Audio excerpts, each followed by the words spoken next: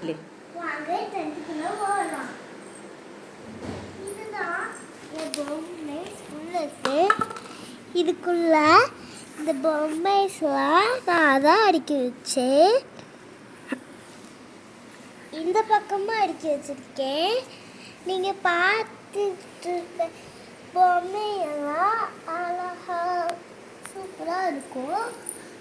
நீங்கள் டிஃப்ரெண்ட் பொம்மையெல்லாம் பார்த்துருக்கீங்க. ஸோ இப்போ வந்து நம்ம இந்த கப்பு மேலே வச்சுட்டு இது கப்பு ஏன் மடிக்க வச்சோம்னா